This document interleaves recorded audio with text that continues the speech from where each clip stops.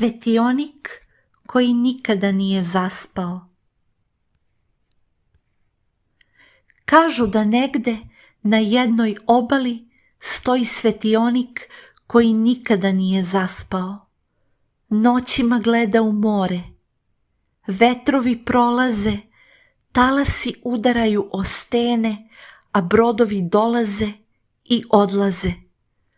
Mornari često ni ne znaju koga je podigao, niti koliko dugo stoji tamo. Vide samo jednu stvar, svetlost. I kada se u najtamnijoj noći ta svetlost pojavi nad morem, oni znaju da nisu izgubljeni. Jednom je jedan mornar posle dugog i teškog putovanja ugledao tu svetlost u daljini. More je bilo tamno, vetar jak, a brod umoran od talasa.